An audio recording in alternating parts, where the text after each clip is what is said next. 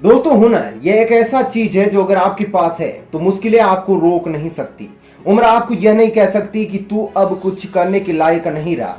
आपके पास डिग्री है या नहीं यह आपके लिए मायने नहीं रखता, पर आपके पास कुछ करने की ललक, दृढ़ निश्चय, एक जुनून है। आपके पास वह कला है जिससे मेहनत करके आगे बढ़ सकते हैं। आज की यह कहानी भी कुछ इसी तरह की ही होने वाली है। यह उन महिलाओं के साथ साथ उन लोगों के लिए भी देखना सुनना जरूरी है जो ये कहते हैं कि हमने उतनी शिक्षा नहीं ली तो हम कुछ कर नहीं सकते, हम आगे नहीं बढ़ सकते।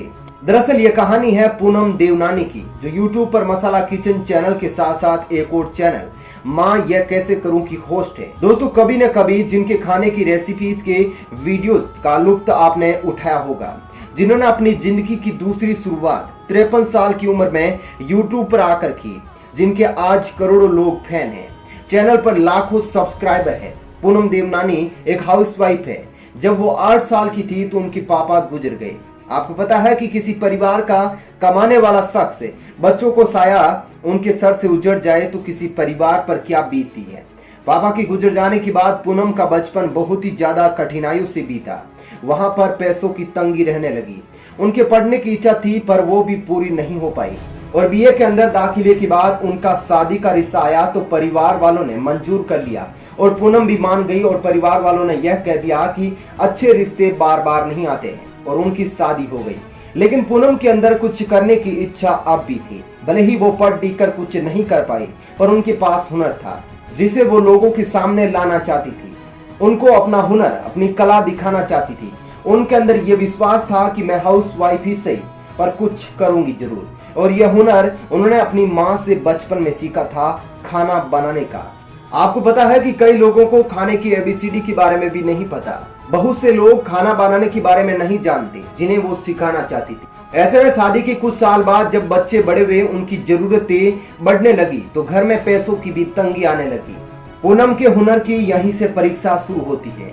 उन्होंने 2004 में अपने घर वालों से, बुजुर्गों से परमिशन लेकर अपने काम को सर्वप्रथम 4 स्टूडेंट्स के साथ शुरू किया।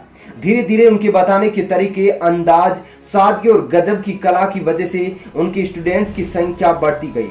लेकिन आपको तो पता है कि हमारा समाज किसी की तरक्की को नहीं पचा सकता और ना ही किसी की बर्बादी को। उसका भाषण चालू रहता है। लेकिन पूनम ने इन बातों को साइड में रखा और धीरे धीरे आगे बढ़ती गई, और अनेकों संस्थाओं, कोचिंग सेंटरों और क्लबों और अनेकों स्थानों पर उन्होंने खाने की रेसिपी शेयर करना शुरू कर दिया।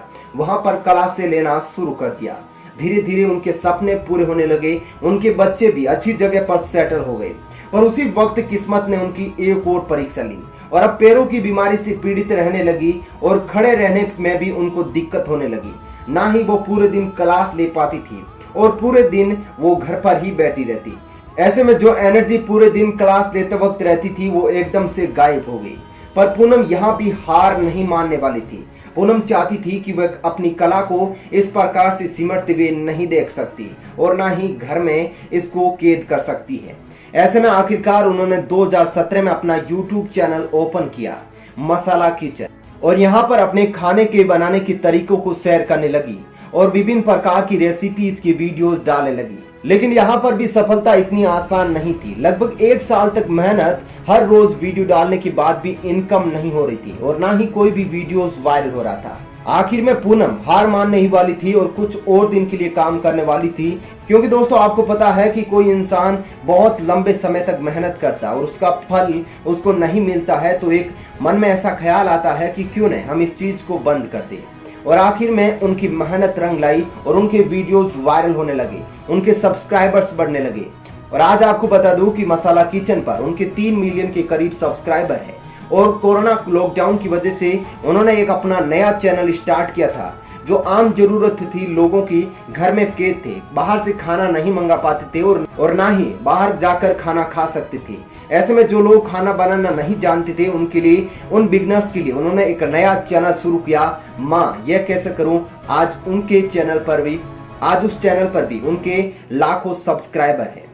दोस्तों, इतनी उम्र के बावजूद भी आज भी उनका सपना है कि वो और आगे जाए और मेहनत करे और लोगों तक उनका जो कला है वो पहुंच सके। दोस्तों, पूनम देवनानी ने एक हाउसवाइफ होते हुए भी अपने सपने को पहचाना, अपने हुनर को पहचाना। अगर आपके पास भी कोई डिग्री नहीं है तो आप अपनी कला को तवज्जो दें, जो आपकी मेहनत के कारण आपको एक दिन सफल जरूर बनाएगी। वो कला आपके पास किसी भी रूप में हो सकती है। अगर मन में विश्वास है तो कोई भी मंजिल दूर नहीं है। पूनम कर सकती है तो आप भी कर सकते हैं।